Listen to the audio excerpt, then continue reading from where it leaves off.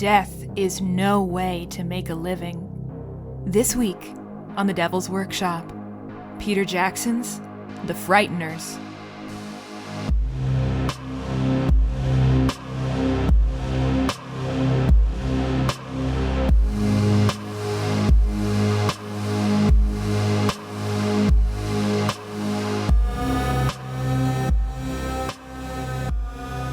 Hello, welcome to the Devil's Workshop podcast. I'm your host, Katie Oliver. And I am your host, Nick Oliver. So this week, we're talking about a very sensual film. Really? Is it sensual? No, Okay, I just great. wanted to say sensual. Wonderful. No, we're talking about The Frighteners, which is really hard for me to say. I want to say The Frighteners. Yeah, Frighteners. It's the Frighteners. So this is our last episode that is going to be out before Christmas. Of 2025. It is our last episode of this year. Oh my God. So we were thinking that we could do a New Year's themed horror movie. That's originally what our Yes. idea was. Which there's not that many. But you know, we tried. So we watched Y2K. Yes, which we can talk about a little 2024 Kyle Mooney endeavor. Yeah, Y2K. pretty recent. So it's a horror comedy, which I had never seen it before. And as a rule for us, you know, what we want to try and do is talk about movies we have seen before, because it's So we know we're not kind of barking up the wrong tree, I guess. yeah. I mean, so the endeavor with this podcast is to take things that have room for improvement, but that are not broken. And that have a kernel of interest to them. There's something there that they can be improved. There's a spark. Right. Which, that's most things, really. Yeah. Like, most things can be fixed. They can be repaired. I mean, I think that's not crazy to say, but... Yeah. However, I would say that's not the movie Y2K. Ooh. Yeah, I would say that... something we would not want to do in this podcast. The endeavor is not to take a movie with a title and just write a new movie altogether. That's not the idea. Yeah, even if that's accidentally what we end up doing sometimes. Yeah, but like Y2K, I would say basically can't be improved upon. Well, respect to all the people who worked on the film. It's just, I think you and I both had a moment when we were watching it where we kind of looked at one another and we're like, oh no. Yeah, this can't be saved. At least not without massive sort of... Yeah, at which point you're writing a new movie. Write a new movie called Y2K, and keep the cast, I guess, if you want. But and keep the genre, I suppose. But otherwise, like, just write a whole new movie, whole new script, new characters, new plot, just a new setting. Why not? There's nothing to be redeemed in that movie. We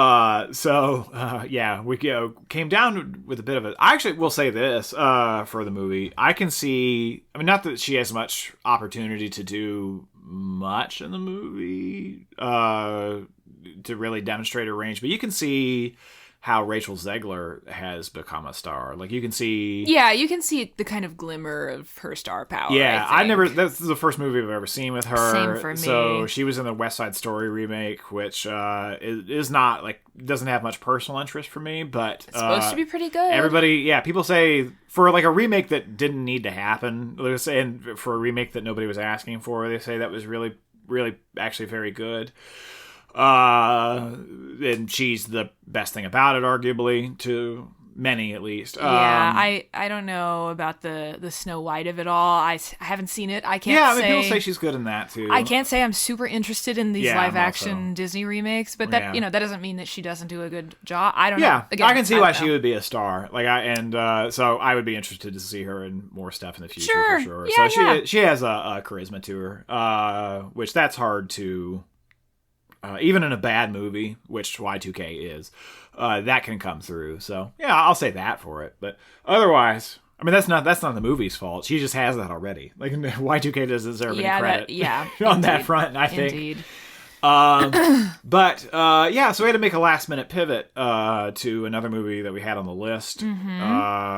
So we landed on The Frighteners. The Frighteners. Yeah. So unfortunately, we're doing 2 ghost movies in a row.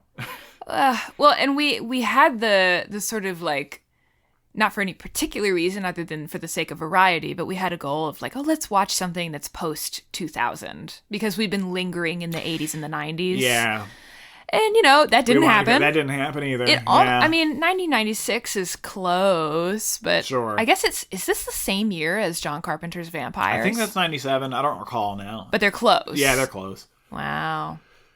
Yeah, so we haven't decided on what our next movie is yet, but we're going to have a personal goal to get it at least in this century. That would be good. We'll see how it goes. Right. We'll see. Yeah. I mean, no promises. We'll see. Yeah, we'll see. We'll see what happens. Well, so, I mean, should we kind of talk about our relationships to the movie? Yeah, so we watched this before, given what we just talked about. So we had seen this before. I remember being a little more lukewarm on it. I think we both were. Yeah. We had the same attitude toward it whenever that was that we watched it. And I'll say on this rewatch, I didn't remember that much about it, but I think I liked it more. I think, yeah, it's This interesting. go around. I feel like my critiques or my like issues with the movie this time are more specific because I've been thinking about it more deliberately for the podcast, and simultaneously I like it more. Yeah. So it's always interesting how that happens. Like you develop a fondness for something the longer you linger with it, or you realize exactly the extent of your hatred for it. Yeah, I mean, I think some of that's just the fact of repeated exposure to something. Yes. Exposure, as they say, makes the heart grow fonder. Yeah. I mean, I think of the movies we've so far watched, Ghost Story is the one that has the greatest potential in terms of what it's going for. It falls short of that. Frighteners is not the movie that I think has the greatest potential, but I think it's probably the most successful of the movies we've watched.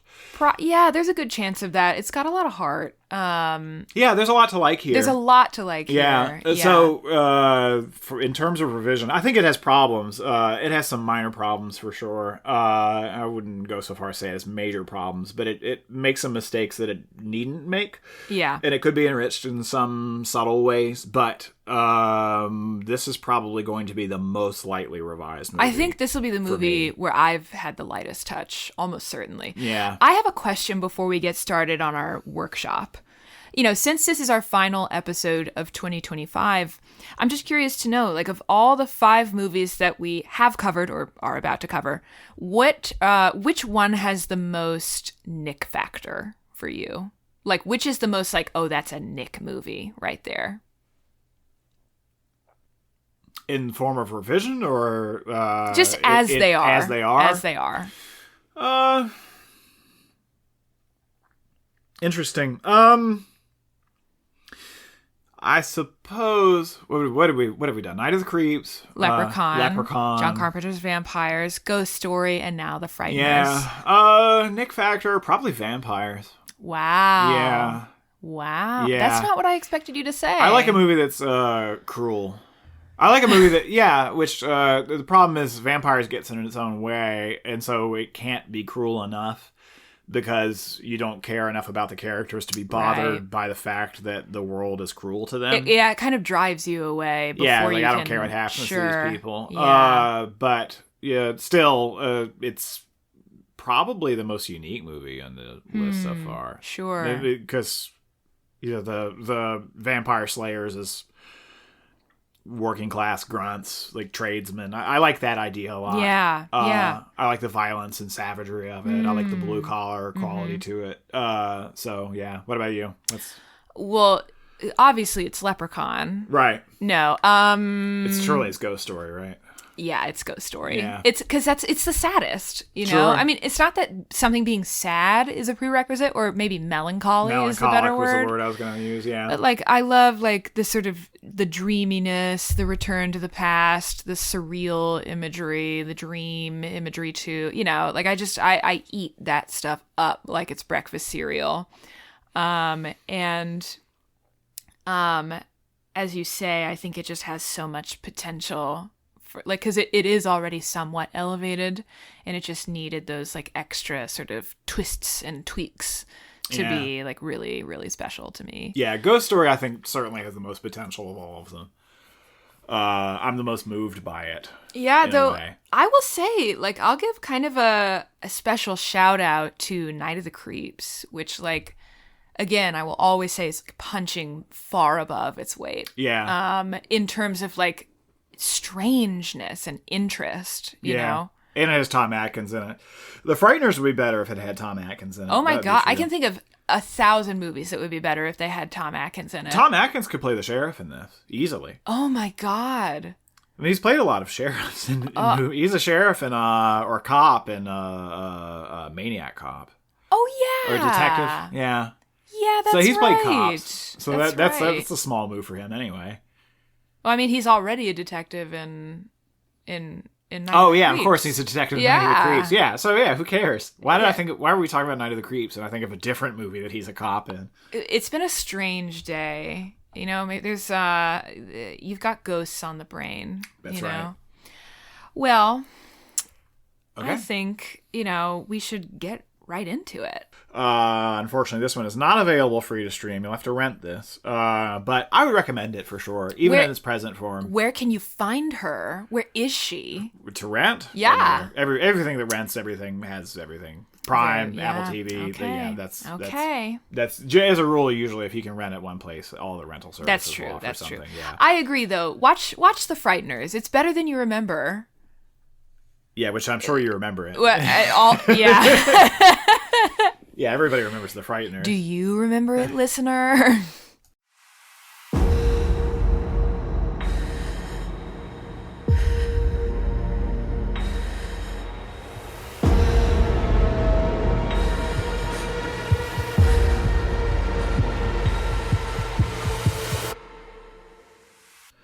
All right. You want to talk about what's working for us? Yeah, let's talk about, because I think there's a lot that's working about this movie. Yeah. This is going to be a weird one because I think this movie is much more successful than it isn't. Yeah. And I don't want to linger too much on this section here because I think we could probably Agreed. talk about quite a lot to the detriment of what needs to be fixed. Well, and I don't want to suggest that the movie is worse than it actually is just because I'm nitpicky sometimes. But, like, this is a fun one. Yeah, this is a good movie. Yeah.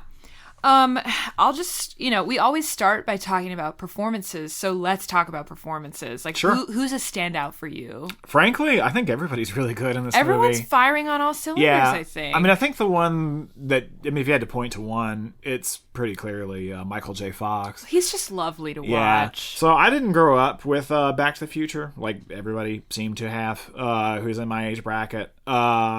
Additionally, I'm not old enough to have watched him when he was a young sitcom star, so I don't have that sort of nostalgia for him. Sure. So I'm not one of those people who has a great deal of nostalgia for Michael J. Fox. But watching this now, I can really see why he was a star. Like, it makes sense to me. He's got the it factor. Yeah, for sure. and in a way that like it is to his credit. He's a really charismatic performer, but he's not. I mean, he's clearly not a leading man type, right? He's this shrimpy little dude. He's looks like a regular guy. Facially, he's not like handsome, But he's got real charm. Yeah. And that's tough. Like that you're born with that. You know, like there's a part in this movie that like shocks me every time I see it. It's just the tiniest little moment, and like, call me a sap, but it's when he's in the prison cell and Lucy's like, "What are you so afraid of?" And he turns around and he's just got like a tear in his eye, and it like kind of breaks my heart every time I see it. I'm like, oh Michael. But it really does move me. He's just got, you want to see this character succeed, I think. Even if like he's got some sort of rough edges to him. Sure. Legitimately. Yeah. He's not a Marty McFly exactly, even though he has a similar charm. But like, this is a man who's been kind of beaten down by life. Sure. And like, who maybe wasn't that great to begin with. Yeah, he's a little more cynical. He's a con man. Yeah. Wasn't maybe an amazing husband in the first place, but you care about this character. Yeah. I think Trini Alvarado is very cute and like charming as well. She seems really sweet and like, but not like saccharine, like just a person you would like to spend time with. Yeah. Jeffrey Combs. Jeffrey Combs. Probably not his first appearance or his final appearance on this podcast. I hope not. Yeah. His appearance, or excuse me, his performance rather, is like a lot, but in a way that I'm always amused and like tickled by him. I love Jeffrey Combs. Yeah. Oh, he's one of the greats. He's got such a gorgeous face too. Like, it's interesting to me that like both the sort of secondary antagonist and our protagonist are these like slight, very expressive, big-eyed, small men. They're both kind of twerpy guys, but they have like these incredible faces. They're so expressive. Sure. I love it. Speaking of an incredible face, the villain played by Jake Busey. Oh my God. Okay. I was thinking about this as I was writing my notes for this podcast, and I realized like Jake Busey is one of those sort of character actors that like I'm always happy to see him. Yeah. I really like Jake Busey. Yeah. He has like a much less like hostile and unnerving energy than his father, but he plays that kind of character that Gary Busey is known for so well. I think there's something that's kind of deliberate about that, because Gary Busey is actually nuts. But the reason Gary Busey is nuts is because he had a debilitating accident when he was young. And so he has brain damage. It's terrible. So that's why Gary Busey's like that.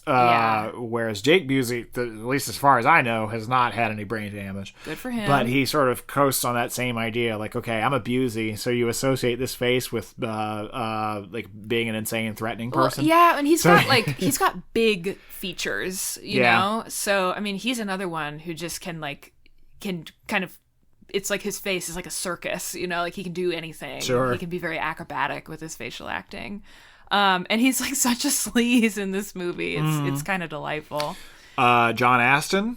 Yeah. Gosh, he's great. Recognizable to most people as the original Gomez Addams from the sitcom. Yeah, the 60s sitcom. So, but great. He's one of those stars that he has that he does feel old fashioned, like him playing an old west, like an aging ghost. It makes works. sense. It really works. Well, and lest we forget, my God, Dee Wallace. She's so fun in this movie. She plays a hell of a like absolutely out of her tree, crazy manic, crazy. Because she looks frail, she looks delicate, and so when she has her kind of heel face turn, you're like, whoa, that's quite a snap. I don't think there's anyone who feels like dead weight in this cast. Yeah, they're all strong. And they're all working well together. You know, I can't think of the name of the man who plays Ray as well, but he's fun too. Like he gives a kind of like nice, like douchey, you know, ghost performance. They're all good.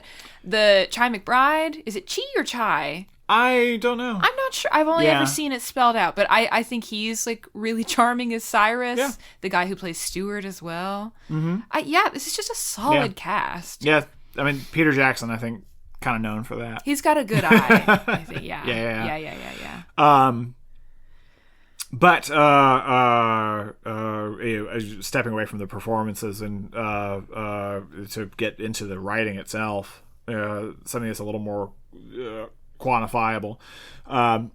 So I do have problems with the intro that I will get to later on. But I will say, and that I'm starting to notice that I notice that every time. Like I'm realizing, like I will always talk about the intro, almost always. I think. Well, horror movies, I think their first 10 minutes are really important for kind of setting the stage. Often, I think that's probably true for almost all true. Forms of writing, like setting the tone. What is this? What are we dealing with? What world are we in? The snapshot. Yeah. So this intro, I will say for it, it does set a tone right away. Like that we're in a really manic, sort of distinctly rhythmic movie.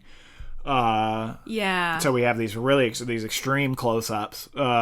We have violence, but also cartoony violence. We have a certain heightened tone that's on display. I think the heightenedness of this movie is very apparent from like the first frames, because it's playing with so many of the sort of like the stock of tropes of like ghost movies. You know, you've got the house that looks like the Bates Motel. Yeah. You've got a woman in a nightgown. You've got, you know, a crazy old lady babbling religious nonsense. Yeah.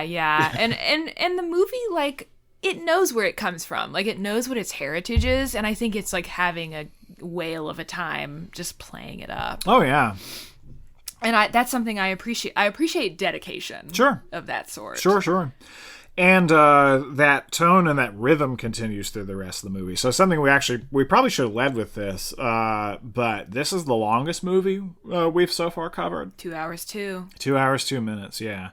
Which I appreciate a tight 90. Yes, I do. For sure. But well. I didn't feel the length of this while I was watching it at all. Yeah, it doesn't drag at all. No. Not only that, so having just read the plot summary, and now being a little hoarse for having done it, I will say there's a lot of plot crammed into this movie. That Peter Jackson is good at directing long movies. Yeah. That Peter, he's got something. I think he's going to go on to He should direct something, I don't know, something kind of epic, something sprawling. Right. I don't know what that like The would Lion be. and the Witch and the Wardrobe. Yes. He'd be good at that. Honestly, I would watch his Chronicles. Yeah, why not? Well, and on that same note, I was going to say, like, this movie has a lot of, like, lore. This movie has a lot of exposition that it needs to get through, but it does so really admirably. Yeah, so I have a couple thoughts about that. The exposition. So, so you get to proper like lore dumps. So you have one, which is the journalist who's writing an article in the newspaper. The editor reading it aloud and critiquing that.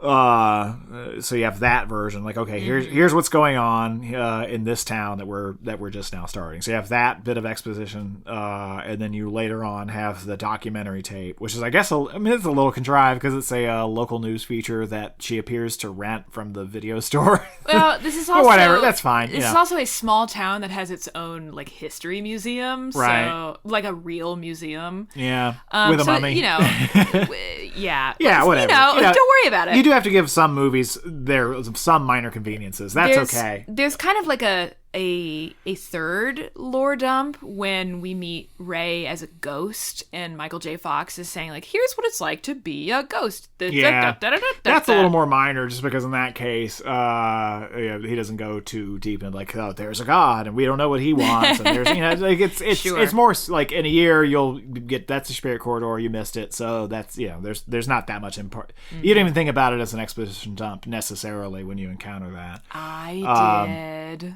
Oh, wow. But there's a lot of information that the movie pretty smartly withholds. So you have the ghosts frightening Frank when he's in the form of a Grim Reaper, which he freaks out at that, which you don't know why. Yeah. You have the number on Ray's forehead. You have that set up right away.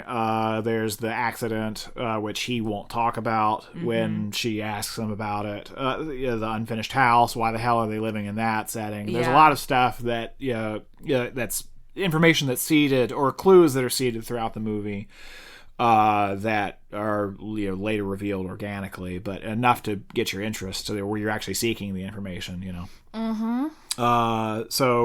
Well orchestrated there, I would say. The lore setting, who these characters are, what they want, their pasts.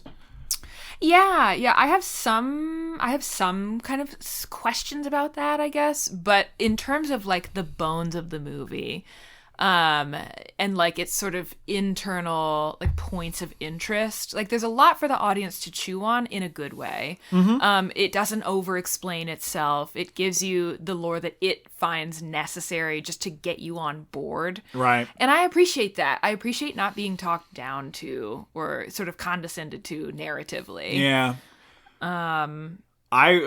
Speaking of lore, so anytime you're dealing with a movie that has supernatural elements, which is, I guess that's all of the movies we've so far covered. Yeah, we'll get away from that eventually. We'll watch a serial killer movie or something.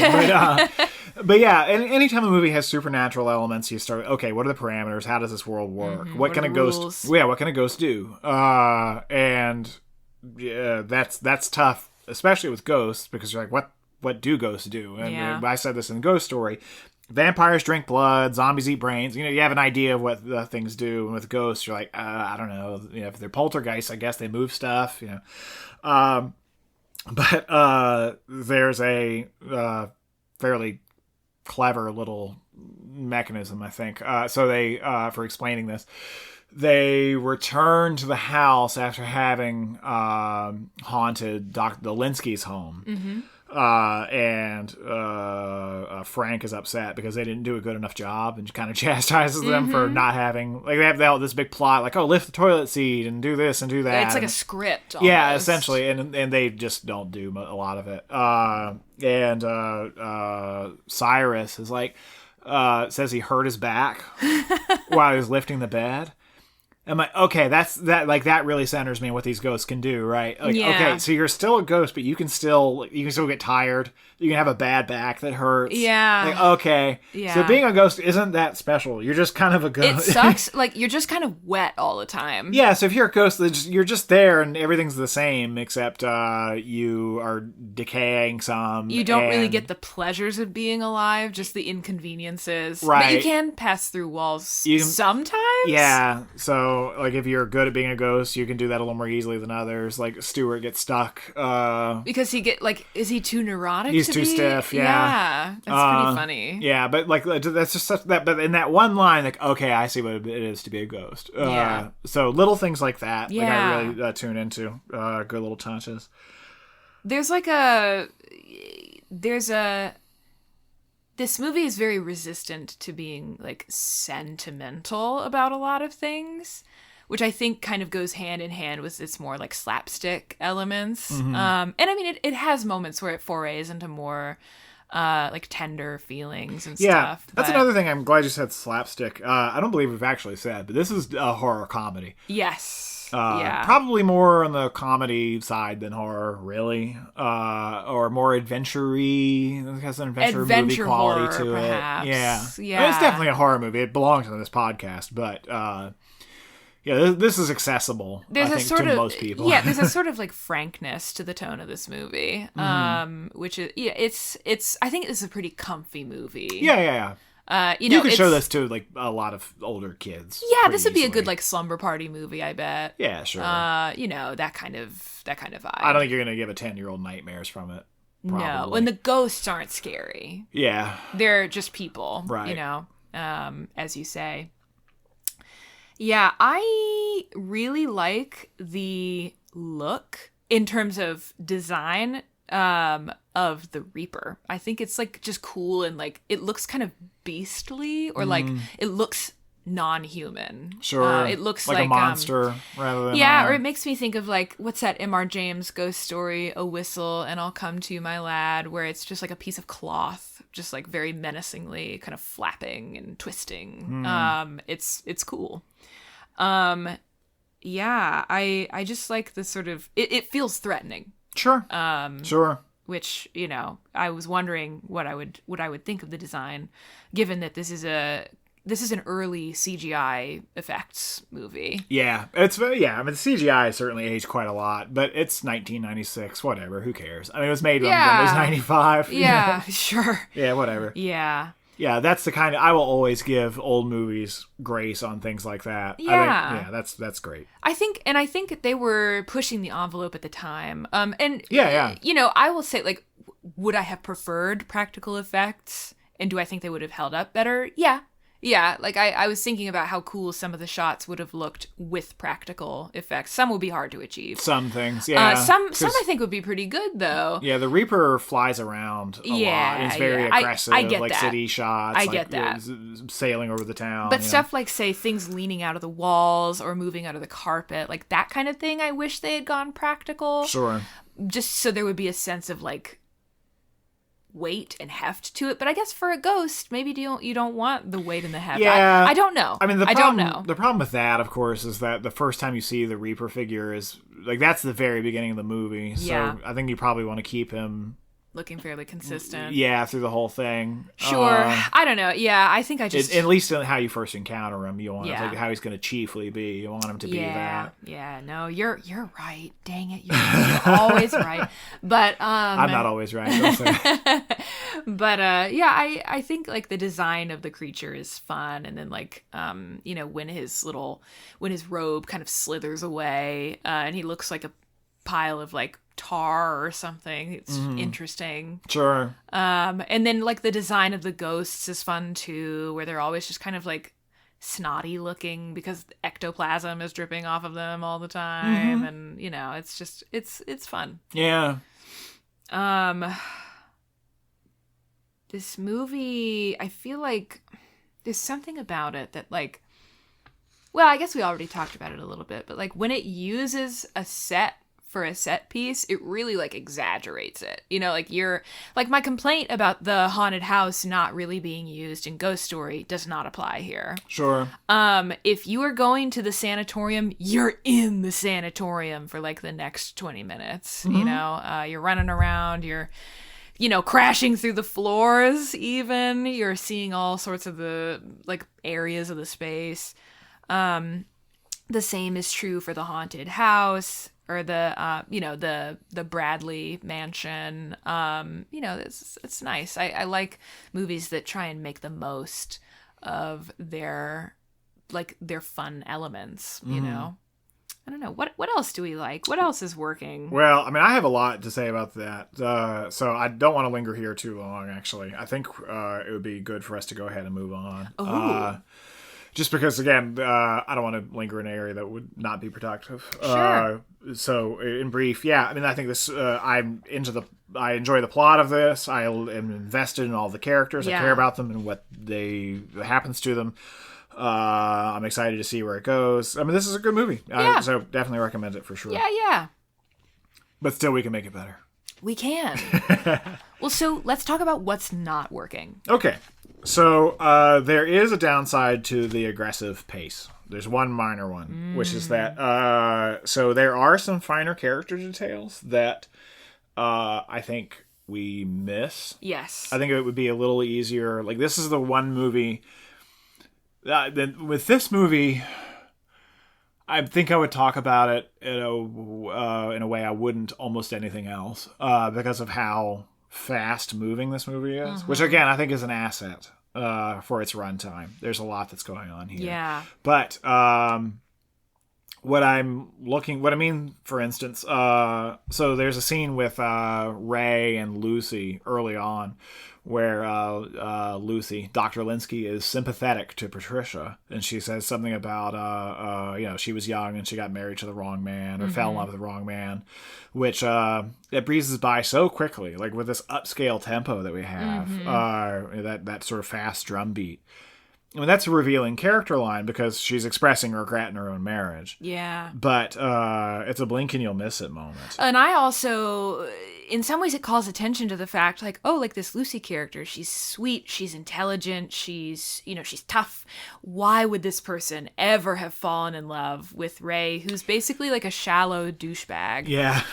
He's not an irredeemable character. He cares about Lucy, but like the movie goes to great lengths to show you like that he's just kind of a sucky guy. Yeah. Which I'm willing to believe that, okay, some people make mistakes. That's enough for me, but I'd like a little more, like, this is a movie where I actually do want a little more hand-holding. Yeah. So, like, there's a scene later on when they're her husband has died, and so she's now in the restaurant, which is like a medieval times knockoff. She's in a restaurant with Frank and Ray's ghost. And that's an opportunity for Frank to help us to understand, like, as the two of them get to know each other, like, them to talk about, like, I want him to say, I'm looking for him to be like, oh, you seem like you're really trusting, or like give us just a little more, so that if we're going to have this boom, boom, boom, boom, we're moving on pace, that I can have a little bit of, as this character comes to understand her, and verbalizes that, that's going to help me understand her motivations later on in the movie. Yeah, I agree. Well, because a thing that I was going to pick on just slightly is like, why does Lucy initially take an interest in Frank? Like, she said, there's this line where she's at the funeral for Ray, and she sees Frank there, hoping that he can connect her to Ray's ghost. Right. And she's like, I've seen what you can do. And I'm like, what do you mean? He's clearly a hack. Like, when he goes to her house and performs the exorcism, like, the movie is playing it so that it's obvious that he's a con artist. Right. And I'm like, this either makes me think, like, this person is much too naive or is a bad judge of character. Because, I mean, like, the audience knows that Michael J. Fox is a good guy and a charismatic person. We love him already. But, right. but why would she, you know? Yeah. And I didn't get the sense that she was, like, so desperate to reconnect with Ray, you know, like that she would do anything because she was so deeply in love or something. It just felt a little thin. Yeah, I mean, I'm happy. That's one of the things that I brushed up against too, was her investment in him. Yeah. Why does she trust him so much? Which it's enough for her to be like, okay, she's gullible. Okay, she's naive. Like, I mean, a character can be that. I'm okay with that. Yeah. But I need the movie to give me that. Yeah, a little more. And I struggled a little bit to square that with like she's a doctor, you know, like surely she's the type who needs to believe in facts and science. And like, even if she's open-minded, there's a lot of like medical chicanery in this world. There's a lot of people who are willing to scam sick people and stuff. So I was just like, I don't know. Her profession makes it harder for me to think that she's like this super gullible person. Right. But, you know, people can be complicated. Well, she's tricked by Patricia. That's true. That's true. The thing. Yeah. No, which that's is that's one of the more clever elements of the script. I think that she is misplacing her trust left and right. Yeah, well, in both cases, I mean, she trusts Frank, who everybody says is a charlatan. And I guess she falls in love with Ray, who is not a great guy. Yeah, but like she trusts the charlatan, who turns out to be great. You know, he's our hero, right? But she also trusts the homicidal maniac. No, she trusts the victim. Like, oh, I was just this horrible man was abusing me, and my mom's abusing me too, maybe, and help me out. And then she's the homicidal maniac. Yeah. Right. So that's deliberately constructed, but the way it comes across in the movie feels like it. Yeah, it's okay if the movie gives me enough to conclude that she's naive or gullible or can be tricked or is very trusting. Or just she wants to believe in people. Versus, I don't know, she's dumb, I guess. Like, you could conclude that with what's there presently. So a little more just a tightening of just that. A little, because again, it's not that it isn't there, it's that the movie's so quick moving that you can miss some of the details that are putting that together. So if you see it throughout in a few smaller ways. We're talking about a line here pretty easily. It doesn't. It requires so little. Or like I just always see the best in people. You know, like Ray said that I was too trusting, or whatever. Several of the other characters' desires and motivations are also pretty nebulous to me. Like, I don't really understand what the ghosts want. Stuart and Cyrus. Yeah, like, other than, like, Cyrus wants a box of cigars, the judge wants to retire. But, like, what do they get out of their arrangement with Frank? Housing? Like, are they just doing it out of boredom because they can't pass on? Right. Well, and, like, I don't know. I wish the ghosts were a little more well-defined since, like, this is a, I don't know, movie about ghosts. Mm-hmm. And I wanted that because, like, also because of the way the Reaper kind of destroys their spirits and, like, sort of sends them on the express train to the afterlife. I'm like, well, if you're just stuck lingering on Earth, why wouldn't you want to get, like, dissipated by the ghost or the Reaper? Like, what? Like their stories just kind of cut off and are never really resolved. Yeah, Cyrus and Stuart, like, ultimately, why are they working? Why don't they just go to heaven or hell, I guess? I mean, in the movie, you see they go to heaven. But, like, what... Also, does the judge go to hell? Because we don't see him at the end. That's true. Where was I going with that? Yeah, so all of the ghosts, when Ray is first comes back as a ghost and Frank talks to him and it's like, yeah, in a year you'll have another shot at your spirit corridor. Mm-hmm. So I guess that means in a year's time they all have the chance to move on. So why don't they?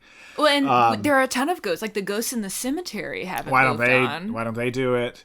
Yeah, the lore of the ghosts is kind of vague, kind of ever shifting in this movie. You know, like, why does it take a year for the corridors to open?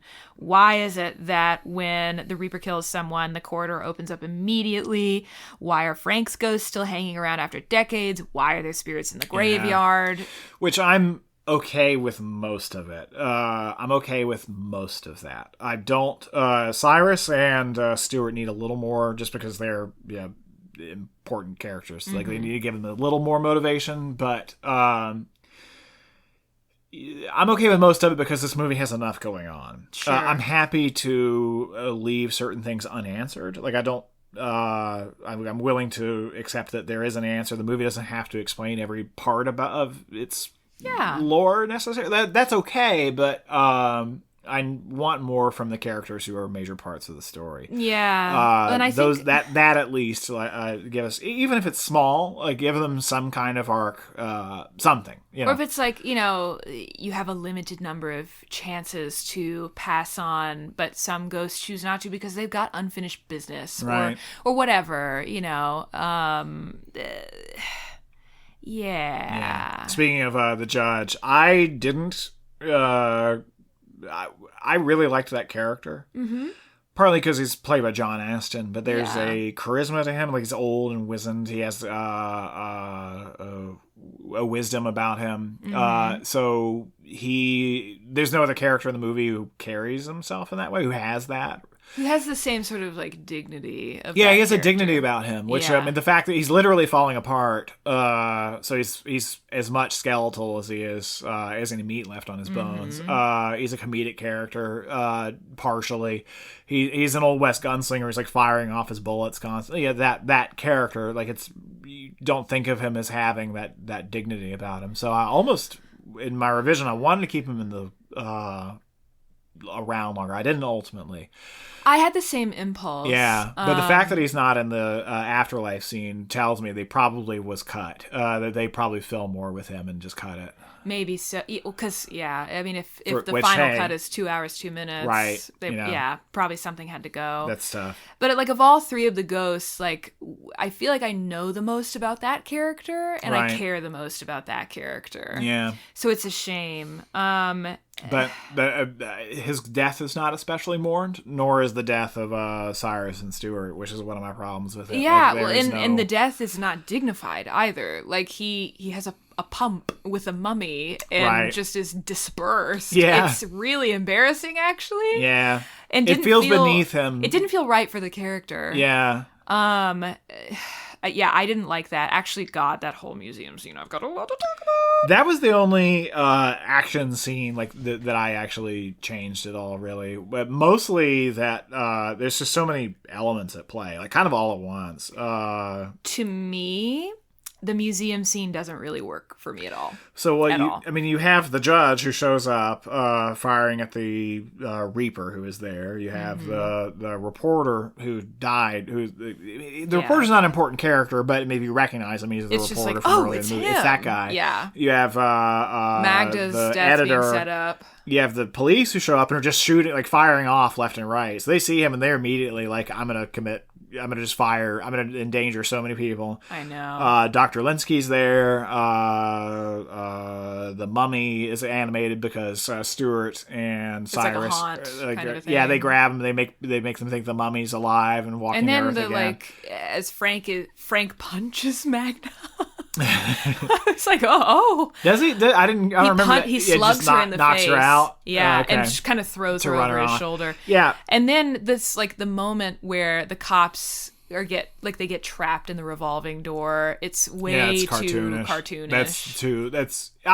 The movie is cartoonish, but that's a little too it's Looney too much Tunes. for That's me. too much, yeah. And I have to, okay, so remember how like last episode we talked about one of your favorite things, which is diverse 80s punks. And so I now have to talk about, like, correspondingly, one of my all-time least favorite things, or like tropes that I see in movies or stories sometimes, which is the wanton destruction of historical artifacts. Priceless ancient Egyptian, presumably? That are in like this mummies. like little seaside town for some reason. I know. I was like, I hate this.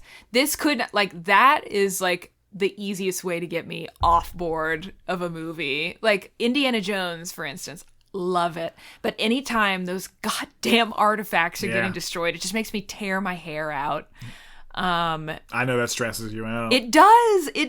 And I'm like, and you made the point, like, the police are, like, firing into a crowd of people. Yeah. What is happening here? I know. It doesn't seem warranted, because it doesn't seem like he's just a guy. He's just sort of running around. He's like, oh, kill him! Yeah, I know. And it's like, this is just the one moment where the movie sort of loses itself, in my opinion.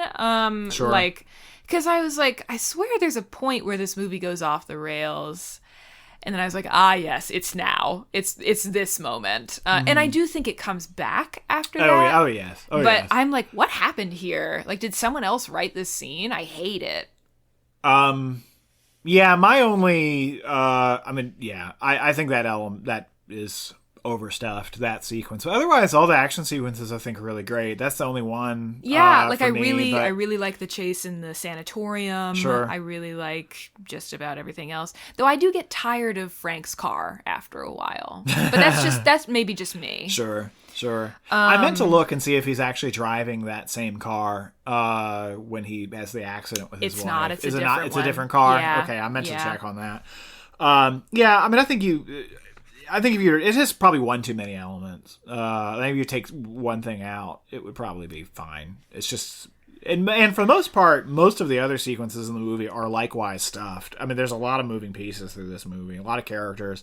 You have a lot of unseen characters doing stuff. I mean, so the ghosts nobody can see except for Frank, and so you have that element of it that people are responding to or dodging things they don't know about, being manipulated by things they don't know about. And the sort of double entendre scenes of like Patricia talking to Bartlett but also talking to Lucy at the same time, and like her conversation with them kind of playing both ways and stuff. And then the sanatorium eventually if Dammers shows up, and so he's a participant. So, considering the kind of like twirling like carousel of the million elements of this movie, it hangs together remarkably well. Yeah. There are just a couple of moments where I'm like, all right, let's pull back a little. Let's sort of decoct this into a purer form.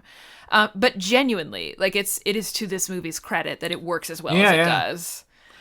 This is why I wanted to stay out of, or get out of the what's working for us, because even in talking about what isn't working, you still can't help but refer to what is working, because it mostly does. Again, I do find when it comes to like character, a lot of characters just show up when they're needed, but I will be like, wait, how did they get there? Like say when Dee Wallace, Patricia, turns on Lucy, I'm like, where did Frank come from? Why wasn't he just with her from the very beginning in that scene?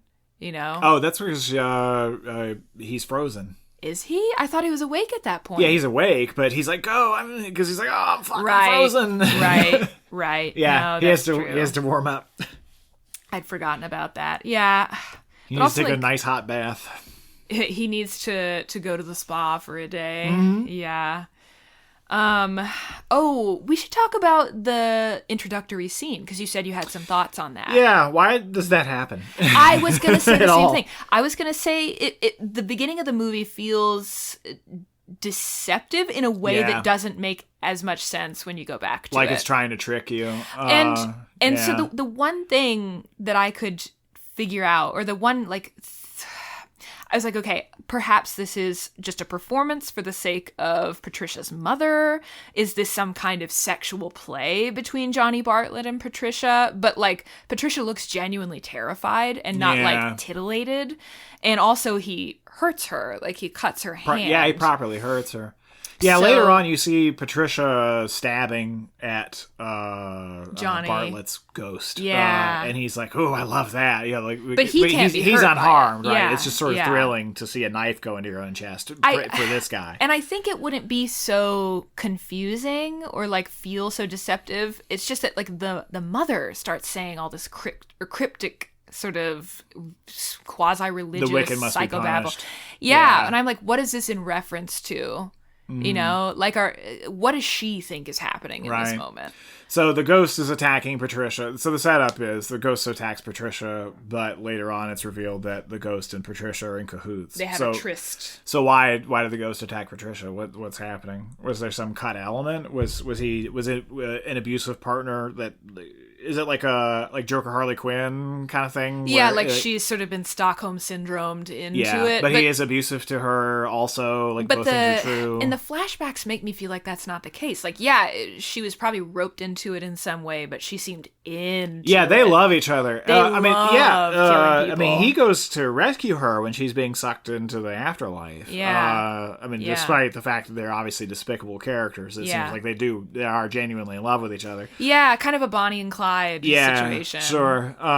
So that intro sequence, I don't even know what that is. It was like a plot idea from a different version of the script before it was changed. It feels like not that we're just being sort of gently misled, but that we're being lied to. Right. Even though just abstracted from the rest of the context of the movie. Because Dr. Linsky is sympathetic Patricia, thinks she's a victim. So later on in the movie, when Patricia reveals herself to be in cahoots with the evil Johnny Bartlett, we're surprised too, because previously you've seen the ghost attack her. Yeah. And I think like perhaps if that had been staged from the mother's perspective and the mom doesn't fully know what's going on, rather than staging it in Patricia's perspective, it would feel less dishonest. Well, the mother also seems to know what's going on through the whole movie. Yeah. So she's like, don't trust Patricia. Yeah, Patricia's a liar. Yeah. I don't know. I think you gotta adjust. I think or cut it even. Yeah.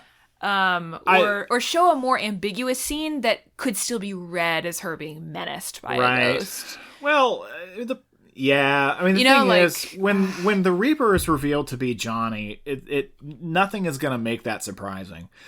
Because you only have so many moving pieces in this. Like, okay, I mean, it's not like you're necessarily thinking that the Reaper is Johnny, but if the Reaper is actually just a ghost who's evil, like, who could it be? Could it be the only other character we know about, or the only other historical figure? Like, Jake Busey's in this movie for some reason. You know, like you see, you get the his name's in the credits. Yeah, so. Like you just can't be surprised by something like that with that setup, which is okay because it needn't be surprising. Like the movie's exciting enough, you don't need to throw in like a twist element necessarily to keep the narrative propulsion going. I think the twist that Patricia's like in on it is enough. You know, sure, that's plenty. Yeah. Just that, like, she's not, she wasn't sort of roped into this against her will. Like, she was always willing. She's always into it. I don't know. I'd have to do some more thinking about that, probably. Yeah. I didn't really attempt to address that in my revision because I didn't have a great answer for it. Because I like that opening sequence, so I don't know. I did. I addressed it. Oh, well, I was focused on other things. Sure. So maybe you can sure. That was, I'm trying to think if there's anything else that I really wanted to talk about. I have a big one. Oh, tell me. Frank's self-doubt. I don't know what that's about at all. Because the movie sets it up like Frank is believing that he I mean, Frank believes that he's responsible for his wife's death in the sense that he caused a car reckless accident, driving, which is one of my other things. Why the hell is Frank driving like an insane person through this whole movie? I don't know. So the first you meet of him is him driving over curbs and stuff and destroying nearly property, getting in accidents with other people constantly. Which so I'm like, are we just supposed to think that like this is like his core self? It's like, a little. He's just a terrible driver.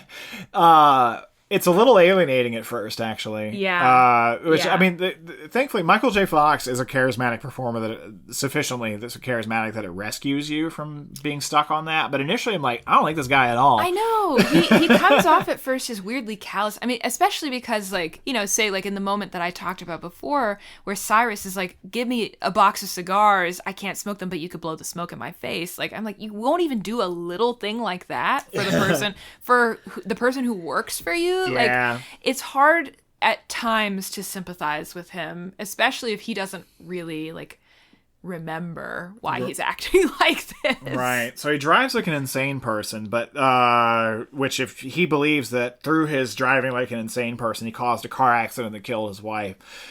That's a guy who's probably not going to drive like that anymore. You would think. Yeah. Anyway, but that's secondary. My main thing is he has this big moment of self-doubt because he's acting like he is somehow at fault for getting Magda Reese-Jones killed, that the deaths that are taking place are on him somehow, that's his doing,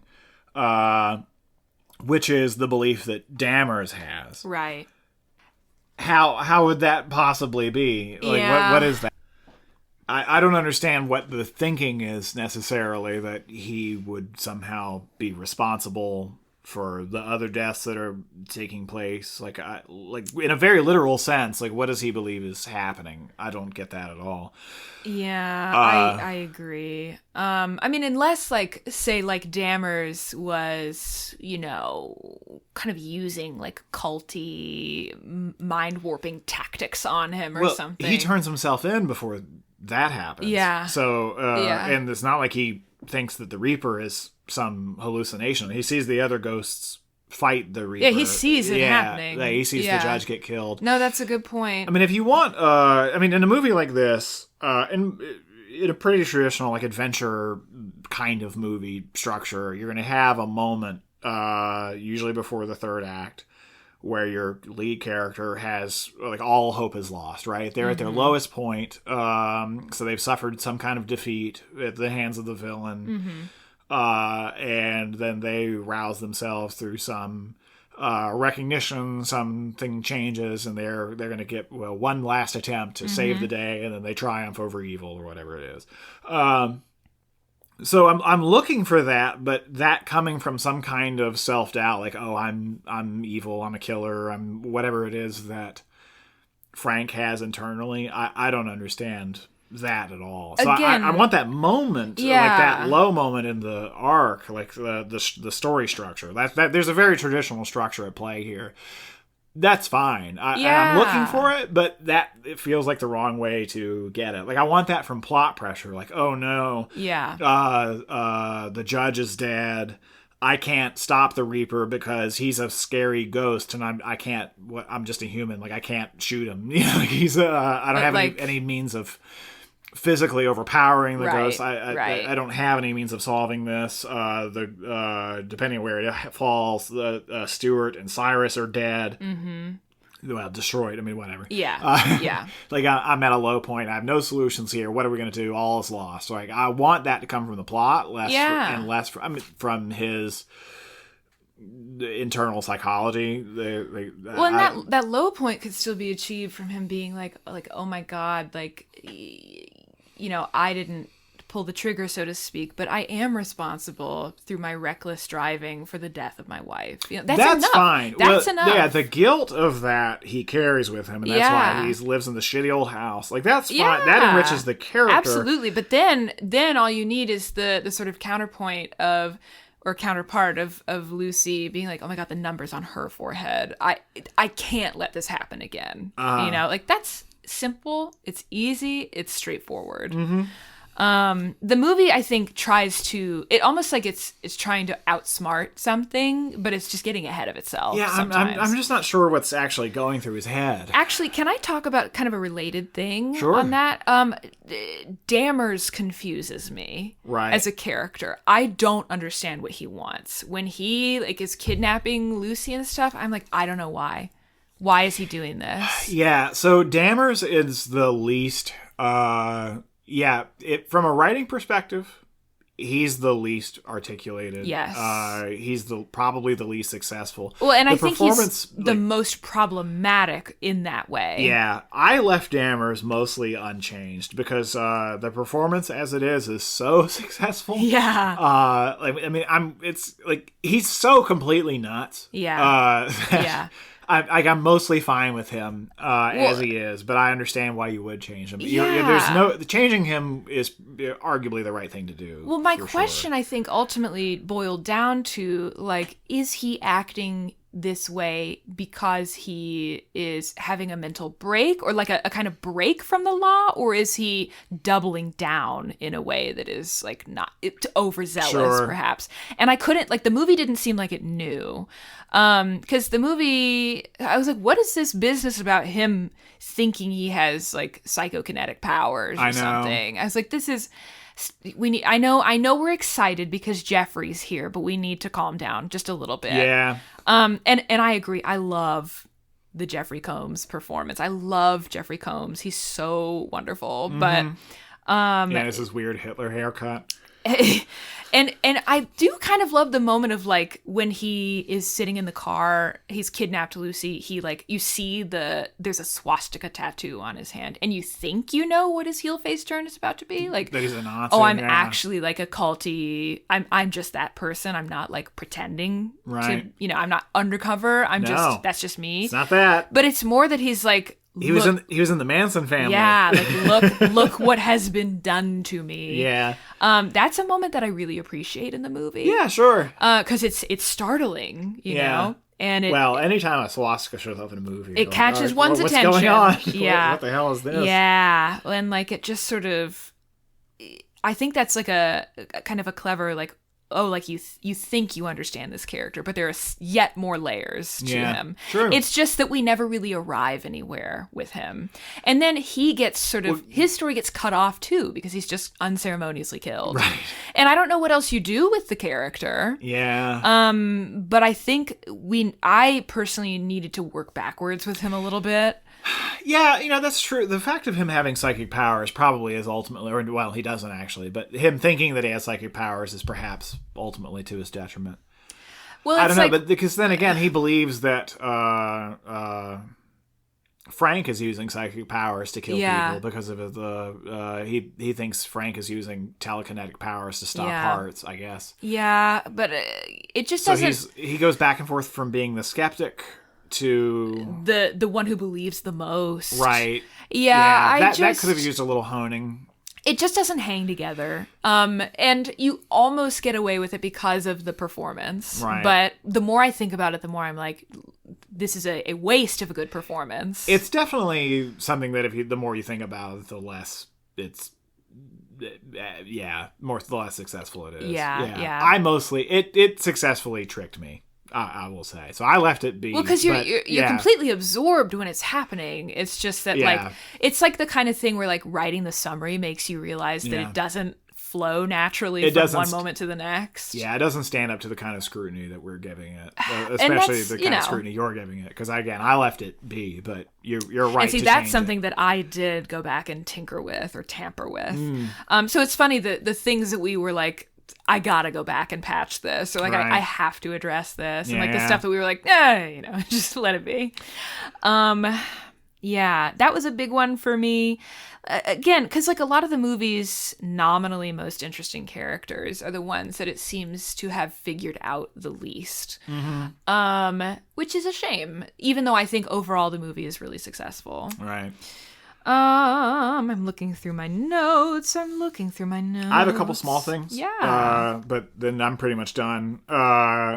So, Arlie Army who is the military guy. guardian guy. Yeah, so if anybody in the audience doesn't know who that is, that's every drill sergeant. Yeah, that's who that guy is. So he was famous for being cast in Full Metal Jacket.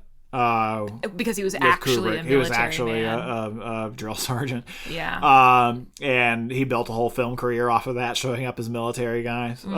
So he's the voice of the sergeant in Toy Story. If you've never seen Full Metal Jacket, that's one of 100 things you could point to that he was in as a military guy. He's no longer with us, but he's great, of course. But he set up his having a bunch of machine guns, which he's killed instantly when the Reaper shows up, and then Frank takes his guns and uses them to defeat the Reaper, which I'm like, I kind of want Arlie Ermy to have that moment. I want the whole ghostly cemetery community to have that moment, because they all come out and celebrate. The victims. I want the victims to come out and do it. So I'm a little more interested in the ghostly community than the movie is. So I'd rather that be their moment than Frank's. Yeah, like I think all other ghosts, including the Arlie Ermy character, are kind of just treated like local color. Yeah. And I'm like, no, but they're ghosts. I want to be around the ghosts. I agree. So I'd like to see that. What happened to the pet dog? I was like, I think it's just a random ghost dog who happened to come along. Yeah, they have a pet dog who steals the judge's jaw and chews on it like a toy bone, who's never seen again at the start of the movie. Yeah. Also, they flee to the hospital because they want to consecrate the ashes. I couldn't find the word consecrate. It was like sanctify. Anyway, they want to consecrate the ashes. Like, where do we go? We need to find a church. Oh, there's a chapel in the old hospital. Like, do you need to go into the abandoned old hospital? I know. Does this town not have a church? Why is this the first place we're thinking of? Right, which that's okay. Well, like, Lucy has only lived in the town for 3 months. Yeah. So why would she be thinking why about does she that know about at that? all? Yeah. Like, so, we have the ashes of the murderer who killed a bunch of people at this location. Let's go to this location. Right. I want to get us back in that old hospital. I do too. But that's a thin excuse to get us there. That should be like, we tried to go to the church, but oh God, there's a school bus filled with children and we're being chased by a shotgun-toting maniac. We can't bring her there. You know, that would be funny. Actually. That would be really funny. That'd be good. But there needs to be a reason that we're going here as our first stop rather than a last-ditch effort. Yeah. Though I love the scenes of like him, Frank, like remembering the past or like seeing the visions of the past. Great. And stuff. Yeah, they're great. It's great. Especially because again, you have such an up-tempo rhythm that you can't maintain that sprint all of the time. It wears you out. So once you start flashing back to the 60s and it slows. It's a breath. It's a breath, yeah. Yeah, even as like horrible things are happening on screen. But it's treated very seriously. Yeah, it's great. It's treated as a moment of horror and not a moment of comedy, which I think is, anyone who treated, a spree killing in a hospital as a comedy moment, that would take some... Sure. That would take some chutzpah. Some chutzpah. Yeah, that's a good word for it. Right. Yeah. Some moxie. Otherwise, I'm ready to get into it. I think we pretty much hit what I wanted to say. We had a lot of the same notes. So I found that like you would say something and I didn't have to say it at all. Oh, how about that? How nice. God, it's like we're in each other's mind frame. With our psychic powers? Yes, we're harmonizing. Okay. Well, ready? I'm ready. Okay, well, I'm going to go wait in a walk-in freezer for 20 minutes, and then my spirit will be back with my revision. Oh, I've got to go blow cigar smoke in your face, actually, for the next 10 minutes, and then I'll be back with my revision.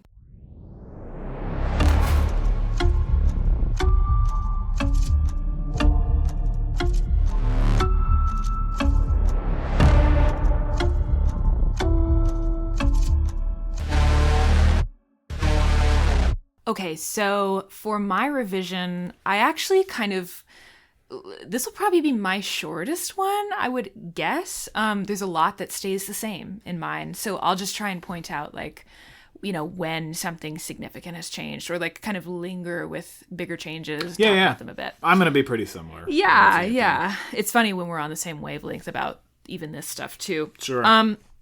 So let me see. My movie, everything is basically the same about the beginning until we get to the exorcism at the Linsky's house. And this is just a small change.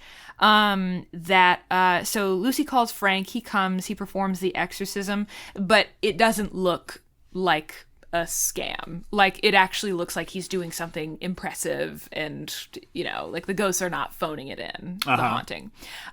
So I just did that so that like when Lucy talks to him and says like, I've seen what you can do, like it actually feels like he's done something. So the ghosts are not doing a bad job. Yes, the ghosts are doing cut that element. Yeah. Okay. Yeah. And like maybe there are some amusing issues or something, but it still looks like Frank is worth the money that they're paying him. Sure. But the bulk of my changes start post this scene. So I'll read. When Frank returns home, he lets two ghostly figures out of his trunk. Cyrus, who died in the 70s, and Stuart, a nerdy college freshman who died in the 50s.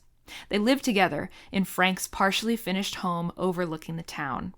Frank's best haunter is the judge, a decayed but elegant Old West gunslinger.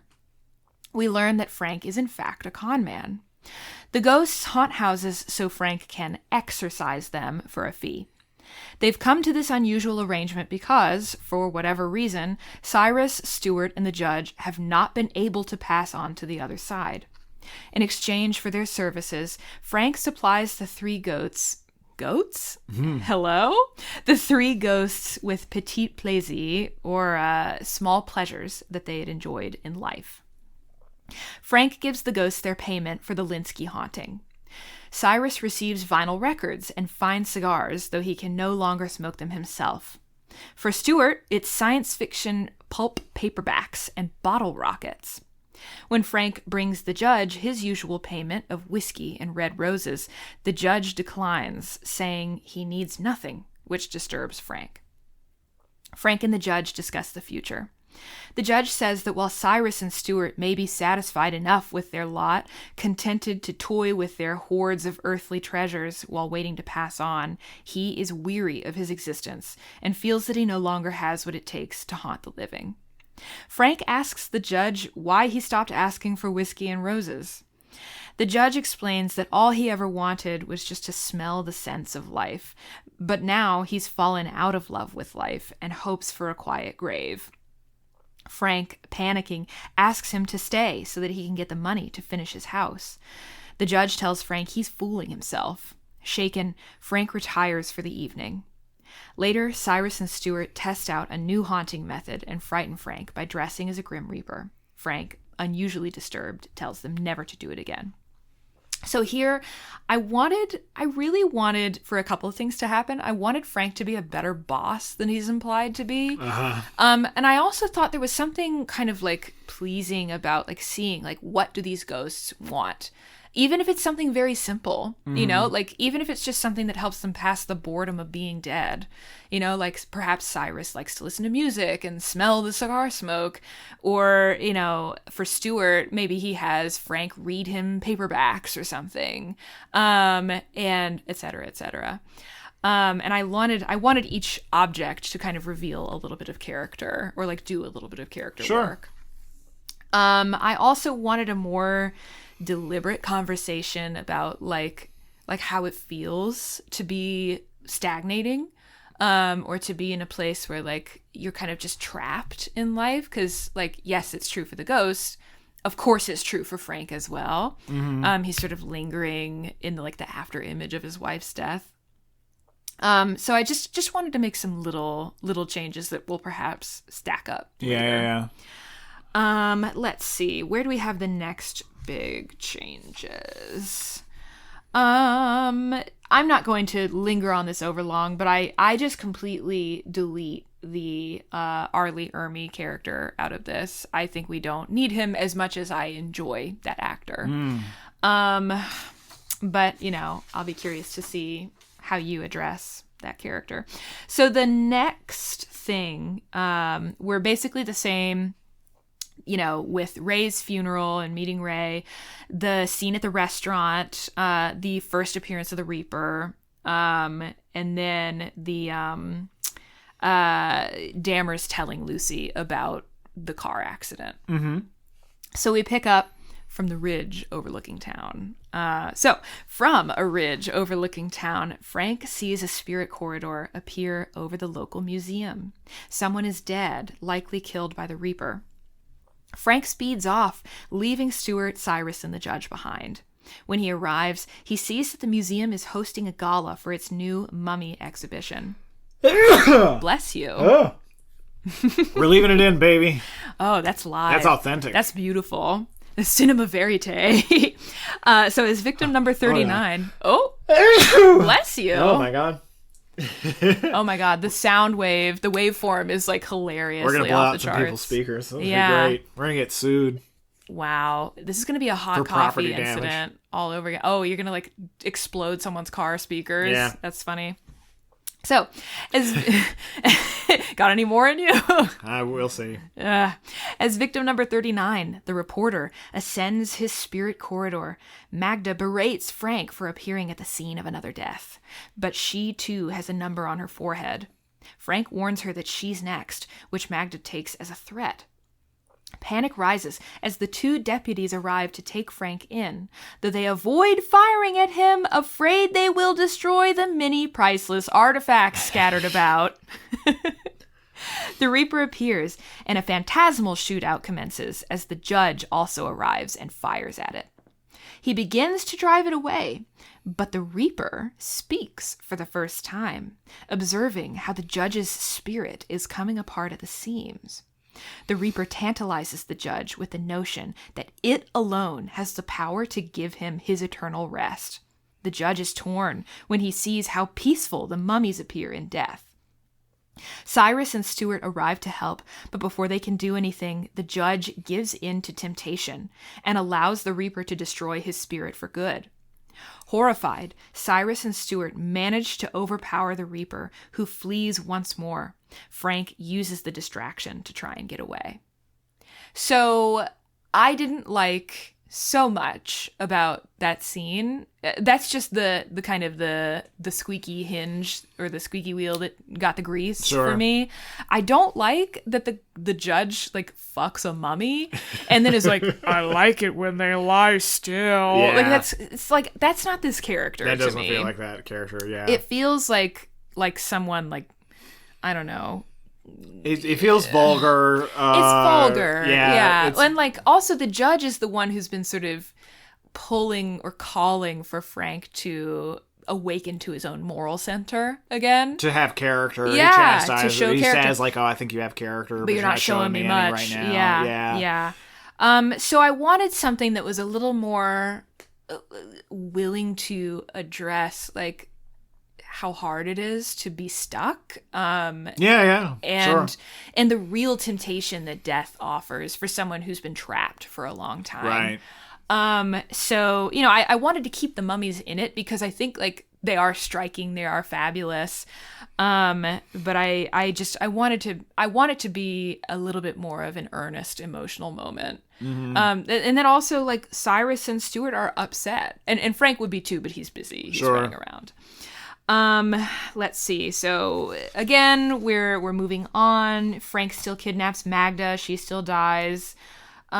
He still turns himself in, etc. And then by the time he still has his interrogation with Dammers, and so it picks up again when he's back in lockup. So Stuart and Cyrus visit Frank in his cell, but Frank is nearly catatonic. Not knowing what to do, the ghosts sit and talk. Stuart despairs at the loss of the judge, telling Cyrus that the judge had been the first ghost to help him since his death in the 1950s. A contemplative Cyrus asks why Stuart always asks for bottle rockets for his payment for each haunting. Stuart explains that it is because he used to set them off with his older brother, who died of polio when Stuart was a little boy. He had always hoped to see his brother again after death, but was perpetually frustrated that he could never seem to pass on. He wonders if it might be better to just give in, like the judge did, and let himself be destroyed by the Reaper. Cyrus quotes Keats to Stuart. Many a time I have been half in love with easeful death, called him soft names in many a mused rhyme, to take into the air my quiet breath. Now more than ever seems it rich to die. When Stuart expresses his surprise at the literary reference, Cyrus gives a wry smile and says Stuart isn't the only one who likes to read. Cyrus sighs and says that he was a bit of a pleasure seeker while alive, and that habit followed him into death. Ironically, it is only now that he is trapped in an eternal, unchanging form that he wishes to mature and to change as a person. He says, the judge thought he was the only one who felt the ache of lingering in the same form for too long, but we all feel that way. So the two ghosts resolve to do what they can to help Frank to vanquish the Reaper. And in my mind, in my sort of mental staging of this moment, like Frank is not responding to them, but he's listening, like it's kind of like we pan over to Frank and Frank's like upset and staring and, thinking about this. So again, everything's the same. Lucy visits Frank in the cell. They escape after the second deaths of Cyrus and Stuart. And they steal Dammers' gun. He is going to shoot himself, and then Lucy induces like an out-of-body experience. The only thing I'm changing about that part is just the end of that scene. So as Lucy watches over Frank, Dammers arrives and apprehends her. No gun, no sort of overt threat of violence to her. Dammers handcuffs her to the backseat of his squad car, and they drive to the cemetery. The Reaper clings to the squad car, and Frank, in spirit form, pursues.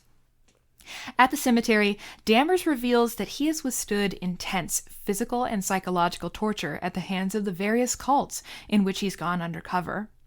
He explains that Lucy reminds him of a younger version of himself, a more naive, more trusting person. Dammers then rips open his shirt, revealing scars, tattoos, and ritual markings. He tells Lucy that this is the price of lingering too long with dark-hearted people who are all too happy to exploit the innocent. Lucy's abduction, he claims, is for her own good. He hopes to rid her mind of its unhealthy attachments to Frank. Spirit Frank takes control of the car, but before he can help Lucy escape, the Reaper rips him from the car. Frank fights it. He batters its cloaked form until it morphs, revealing the ghost of Johnny Bartlett. Johnny wants to become the most prolific serial killer in history, even in death.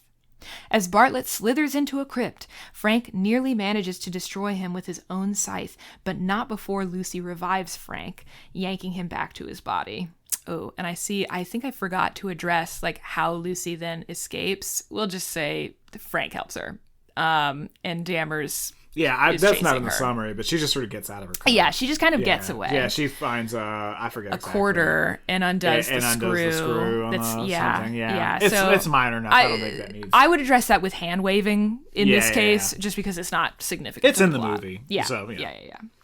But nothing about Dammers thinking he has psychic powers. Nothing like that. Just a kind of a moment of human connection. Sure. Like, I see where you're headed. Yeah. You're headed towards a path of indoctrination in a Patricia Bradley kind of a way. Right. Let's put a stop to that.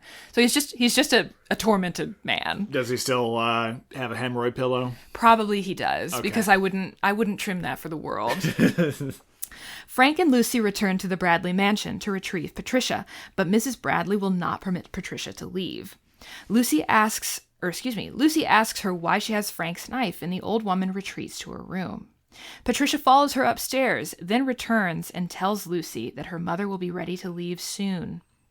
As the audience realizes that Patricia is in fact working willingly with Johnny Bartlett's ghost, he tells her to kill Lucy. Lucy goes upstairs to retrieve Mrs. Bradley, but she discovers that Patricia has already murdered her. Patricia attacks Lucy with a knife, then a shotgun.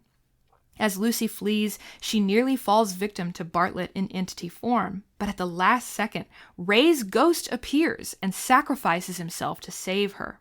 For the briefest moment, Lucy catches a glimpse of her departed husband, and the two share an understanding look before he vanishes forever. Hearing the gunshots, Frank runs to help Lucy, and together they're able to trap Bartlett's ghost in the urn, which contains his ashes, not Patricia's father's. Frank exclaims that they must dispose of the haunted ashes on hallowed ground. Lucy remembers that the abandoned hospital where the murders took place in 1964 had a chapel inside. Patricia chases them there. So with this, I guess I meant to mention that like Ray is not killed in the in that like kind of random run-in with the Reaper. I didn't like that because I wanted Ray and Lucy to have like a real moment of closure.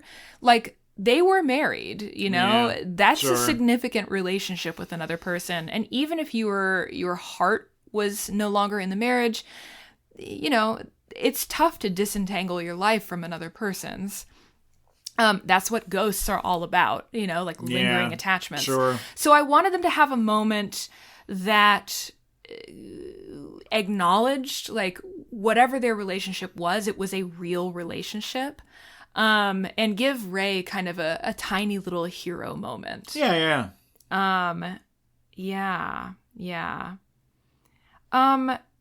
me think. I feel like there was something else I wanted to say about this.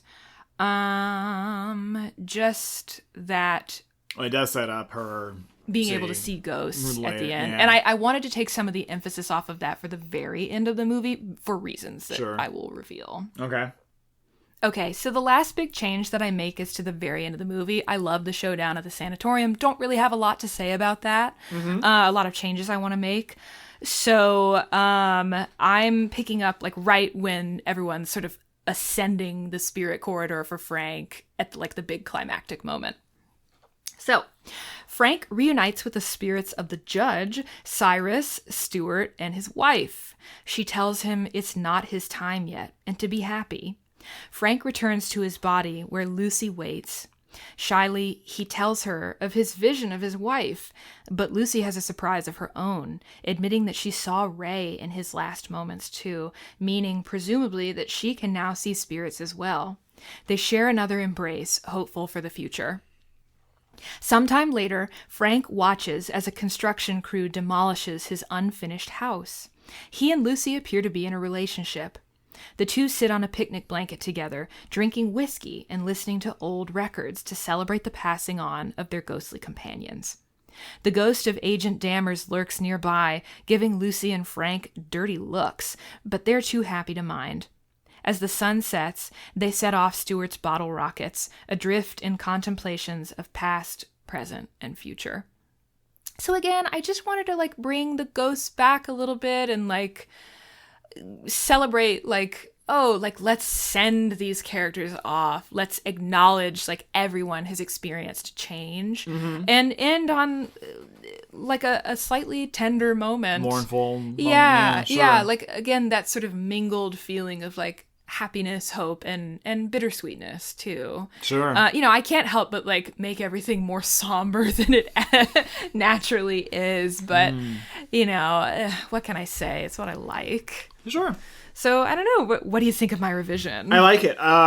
So we handled some things a little differently, but I think that you're solving a lot of the same problems as me. Sure. Yeah. Like our revisions are really close, actually. Sure. The only difference, well, I mean, so again, we recognize the same problems. We tried to solve all the same problems. We had slightly different solutions, but we're really on the same page here. Yeah.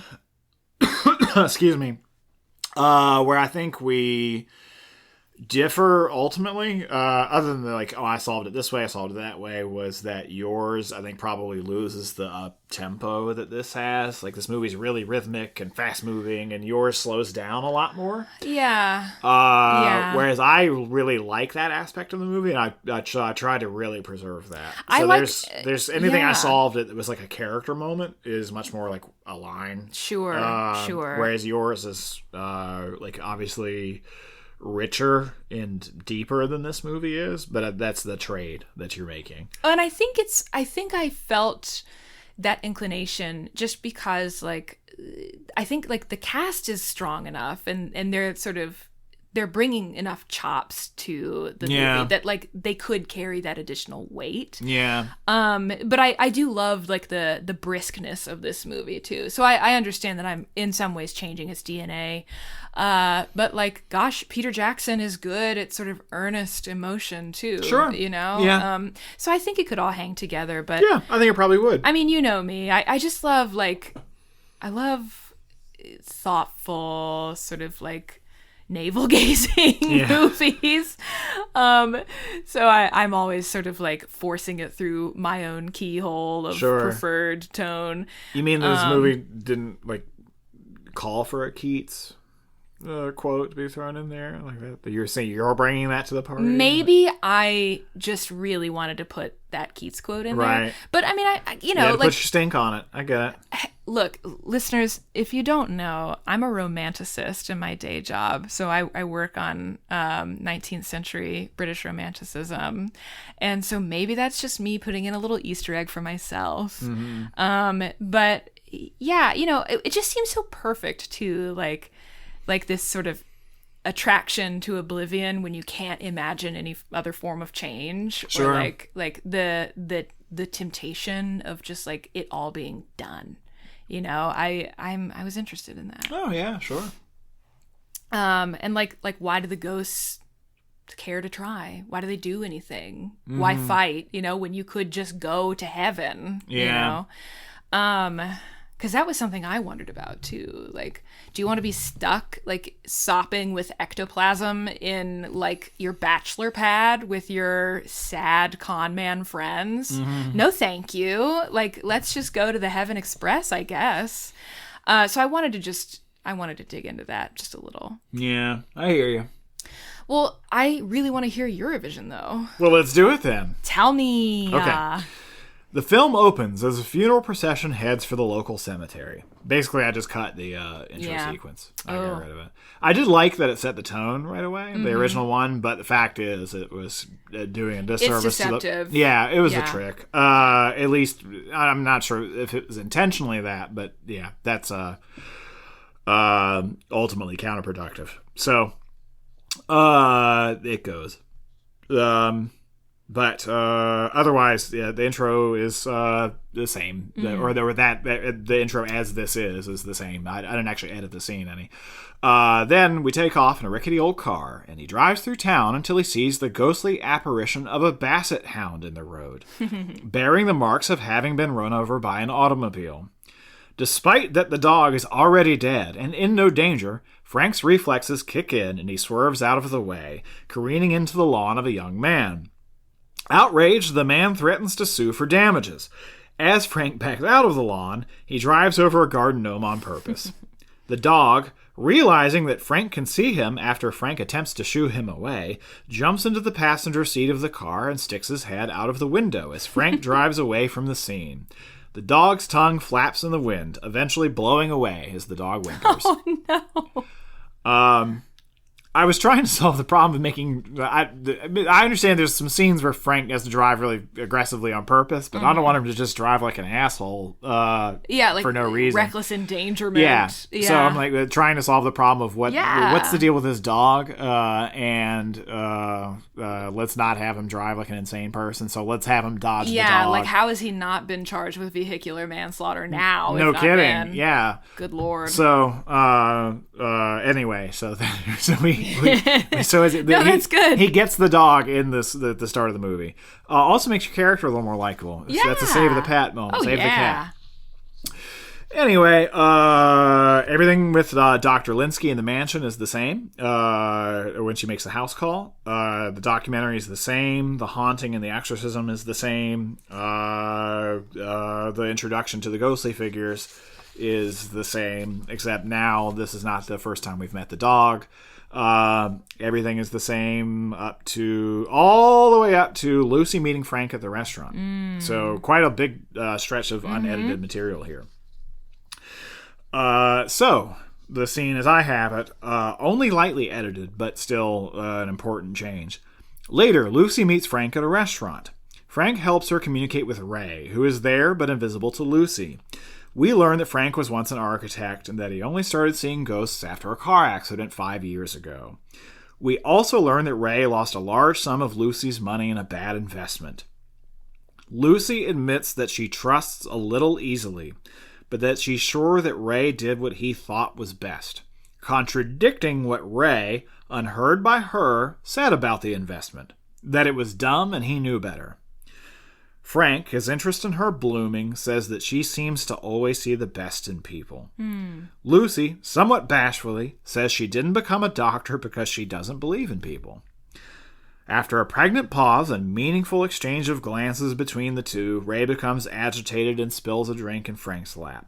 So, what I'm basically trying to show is that Lucy trusts in people incorrectly. Like, you have a reason to believe, here's why she does what she does. Here's why she trusts Frank so much.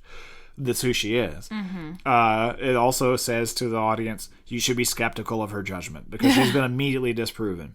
Because Ray is outright stating that she's wrong about the investment. But she's still, it's like a likable character. Yeah, in that. Because you like people who like people. Yeah. Like, inherently. Like, we all have that quality about us. Or most of us do anyway. But, yeah, otherwise, that's the same from that point on. Let's see. The introduction of Dammers, the same. Then we get to the museum segment. I keep that the same, except for one thing, which is the thing that you probably think is the same, or you would expect, which is that the judge does not fuck a mummy. No, he does not enter into Congress. He does not know the mummy in the biblical sense. Right. He gets the death that he deserves. Yay! which is, yeah, but otherwise, the same. Does the Reaper just kind of outman him? Yeah, basically, just kills him with the scythe. Yeah. I guess we haven't actually said for the most part made it clear the Reaper's running around with a scythe, which like is what he Grim uses. Reaper. Yeah, like a Grim Reaper, and that's what he does to kill ghosts. Like so that weapon kills ghosts, like it would. Kill a person. Yeah. Yeah. So well, tell me, does he destroy, or do the police destroy historical artifacts? Oh, tons of them. Damn it. Yeah. More than in the original version? They actually stop shooting at Frank. And just start shooting And they just start shooting exhibits. Oh, gosh. Yeah. The security guard who's there comes out, because they have a private security guard. Right. And he's like, please stop shooting exhibits. They shoot him. And then his gun goes off and shoots. Yeah, and a ricochet goes around and just destroys vases. Oh, ancient just pottery. A line of Ming vases. Yeah. How awful. Yeah, they're Ming vases. They have no relationship to the mummy exhibit. They're purely decorative. They just happen to be there. There's an unrelated exhibit that's also there. Oh of Ming my vases. God, that's awful. Anyway, so Magda's death, the same. Here we start to have an alteration. Frank, unable to prevent the Grim Reaper-like figure from killing, and saddened over the death of the judge, goes to the police station to report Magda's death and is promptly arrested. Lucy, who is still at the station, is shocked to see him arrested. Basically the only thing that's changed there, it's not like, did I kill everybody? I don't know, I'm confused. It's more like he's trying to do the right thing and he's arrested because he is the suspect in the crime. We already know that. The cops are after him. Yeah. So of course he goes to the police. That is what is going to happen. And he doesn't think he can do anything anyway. Right. To stop it. Precisely. Right. Yeah. So, Stuart and Cyrus visit Frank in lockup, hoping to break him out, but Frank is unwilling to go. He says that he can't stop the Reaper himself, especially without the judge's firepower. Again, nothing has worked so far to harm the Reaper except for the judge's guns. Otherwise, he's completely unstoppable. And that Stuart and Cyrus aren't up to the task, leaving them dejected. He says he has no better solution to prove himself innocent than to wait for someone else to die while he's in jail. However, Dammers, in a call to his superiors in Washington, states that he suspects that Frank will kill himself from the guilt, and if not, he will kill Frank himself and stage a scene to make it appear as self-defense. So we're introducing that. So Dammers later on is just going to execute Frank, and he says like, "Turn around, because I don't want to shoot you in the back." That he's basically, we're just introducing that element earlier. So when he escapes in the original cut of the movie, it's a little ambiguous, but it looks kind of like he's going to do the same thing, like he's just going to kill him there anyway. But it's, you don't totally know how to read it, but he has that sort of like squinting of the eyes, like, is he going to shoot Frank just unarmed? So maybe it's introduced to that point, maybe it only comes later. So I'm introducing that element there. But I'm also introducing that. I mean, the ghosts, as we've seen them, Stuart and Cyrus, you're certainly dealing with them a little differently from how I am. But from what we get from Frank earlier in the movie chewing them out, what he's basically saying is, you guys are bad at your jobs. And here it says to, like, now that there's real stakes, like a bunch of people are dying because there's an evil Grim Reaper running around. Frank says, yeah, you guys you aren't up to this. Like, you suck. You can't do anything. I also this to me clarifies Dammers' motivation more too, because if he truly believes that Frank is killing people with psychic powers, being in prison's not going to stop Frank from killing necessarily. So I like that he's like, we got to take this guy out, even if it needs to look like an accident or something. So Lucy drives to Frank's half-finished house. That's all the same. Then she goes to the you called it in your original edit of the summary, it was the voicemail. But it's not voicemail. At that point in history, what is it called? It's an answering machine. Oh, of course. Voicemail later. Of course. I couldn't even think of it. It's just a subtle difference in our ages. It was an answering machine when I was a kid. It's just I couldn't think of the word. Oh, really? Sure. Okay. Yeah. So anyway, she goes to Patricia. That's all the same, except for one thing, which is that as Mrs. Bradley approaches, Patricia is fearful and says that her mother hurts her sometimes, stating that the wicked must be punished. Okay. So I did actually make the mother a more malevolent figure here. Sure. Because we're cutting the fact. I mean, she's still... at the beginning of the movie, Lucy goes to make the house call because Patricia's hurt. That happens. But in the original version of the movie, that's because the ghost has harmed her. Now I've just made it that the mother has harmed her because she is evil. And it's like some... It feels like a Stephen King kind of thing. That the mother's... a Carrie kind of a... Right. Yeah. Sure. But otherwise, that's the same. So we come back. Lucy visits Frank in his jail cell, but Frank is alarmed as he sees the number 40 appear on her forehead. So he's not catatonic with self-doubt. I've just removed that element. Like, she walks in and immediately is like, oh shit. So that.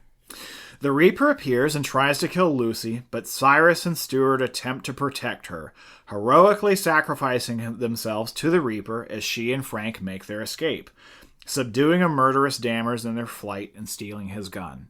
So now they've redeemed themselves because Frank has basically said, you guys suck. You can't do anything. You're bad at your jobs and you're not up to stopping the Reaper. And you're big stinky losers. Right, which they step up. So they have a little heroic moment. They redeem themselves. It is fun. I think you're right to say we were really doing the same shape of thing. We're trying to wrestle with a lot of the same problems here. Yeah.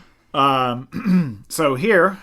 we move on. Frank, at his lowest point, with no friends or allies left, and pursued by the local police and FBI and the Reaper, sees only one solution. Frank decides he must become a ghost himself. So here, this is his lowest moment. Like, I've lost all my friends. All seems lost. Lucy's gonna die. So, I mean, it's not like a moment... of defeat and somebody else has to save him. He's just still being proactive, but this form of being proactive is, I'm going to shoot myself in the head. So it still works as a low moment for the character that he's got to come back from. So this is our that moment. So it's not no longer from am I responsible for all of these deaths? I kill my wife and I kill everyone I touch. I'm horrible. It's no longer whatever that even was in the first movie, which frankly it still is unclear to me what exactly that is driving that. Here it's I'm being defeated by the circumstances of this movie. I'm forced to embrace an outcome that I don't want. Yeah, I'm forced to do something wild, which is kill myself. So that's the change here. From there on, the same until we get to the cemetery, or till Frank gets to the cemetery, because I left everything with Dammers as it was. Spirit Frank takes control of the car, convincing Dammers that he has psychic powers. I do think that's funny. But before he can help Lucy escape, the Reaper reappears. However, a cadre of ghosts, each of them with a number carved into their foreheads, appear and grapple the Reaper. The military man, the cemetery's guardian, then fires on the Reaper with machine guns and artillery until the powerful being finally succumbs. Its cloaked form melting away to reveal the ghost of Johnny Bartlett. I don't need Frank to have that heroic moment. Sure. You've got the military guy. You've introduced this character. Mm-hmm. Right now in the original movie, the only reason he's there is so that Frank can get his machine guns. Yeah. Let him do his thing. Yeah. So you cut him, which is just as valid a choice, but I kept him just so he could do something rather than have supply materials to other characters. That was not enough for me. Yeah. But it also lets the victims have their little moment. So the victims realize who the Reaper is before Frank does, before our characters do, because they've been victimized by him. Like on some level, they are going to understand. Yeah. So again, everything's the same up to when they have his spirit trapped in the urn. Lucy and Frank jump into her car to drive to the local church, but Patricia disables it with shotgun fire. Fleeing now on foot, Frank remembers that the abandoned hospital where the murders took place in 1964 and is closer by had a chapel inside. Patricia chases them to the sanatorium. Very good. Simple. Yeah. It's not a big deal. Yeah. Everything there is the same all the way up and through the ending. So I'm up to the picnic. So here we are. Sometime later, Frank, Lucy, and the spectral dog have a picnic and watch as a construction crew demolishes his unfinished house. He and Lucy appear to have begun a relationship. The sheriff visits and explains that, as best as they can determine, Agent Dammer seems to have switched his pursuit from Frank to Patricia Bradley, who they can tell from ballistic evidence killed Dammers. Given that Patricia was found dead herself and that the mysterious deaths have since stopped, the sheriff explains that the FBI unofficially attributes the deaths to her, meaning that Frank is officially no longer considered a suspect. Frank pats the sheriff on the back and says that he's doing a bang-up job. As the sheriff drives away, Lucy then reveals that she can now see ghosts too, specifically Agent Dammers, who gives Lucy and Frank a dirty look from the back of the sheriff's departing squad car. A rib bone falls out of the spectral dog, which Lucy grabs and throws in a game of fetch for the excited Pooch. Lucy then chases Frank with a picnic blanket over her head, mimicking the robes of the Reaper. So the dog reappears. He's their little pet now. That's nice. Yeah, isn't that nice? But yeah, so the sheriff in this original version shows up and says, she was able to reach him with the Ouija board or whatever. Like, don't care. I don't care. I don't care. But like, I'm willing to believe totally that Johnny Bartlett is just so fucking evil that he's able to crawl out of hell, which is what he implies when they talk to each other in the cemetery. I don't need any further explanation than that. That's plenty for me. Like, oh yeah, he's really bad. He's just a bad guy. Yeah, like a spree killer. He's a really evil guy. That's enough. I don't need any justification whatsoever. Agree. However, the fact that originally the police were firing on Frank, that's a pretty big deal. They tried to kill him. Yeah. and he escaped police custody, which is itself a crime. Like he does all these. You should have them award him $15,000 in damages. Right. Yeah, I wondered before actually if the house was being torn down because he couldn't come up with the money, or if it was because he chose it, or if he just chose it. But in a way, I'm like, but you can just choose not to fight and let it happen. It's like I'm ready to move on. Yeah, like if the bank was like, okay, we're just gonna foreclose. I've been absolved of my guilt here. I didn't kill my wife. I don't need to hang on to this house. It's okay. That's fine. Yeah. So I let that be. But anyway. There's still the fact that, the police were after him. Yeah, like, I'm happy absolutely. to resolve that a little bit. I also like the sheriff character. We didn't talk about him much, but He's sweet. yeah, I like he's a him. good, like, sort of local sheriff, like, slightly oafish guy. Yeah. But yeah, he's a likable character for sure. Anyway, yeah, that's my revision.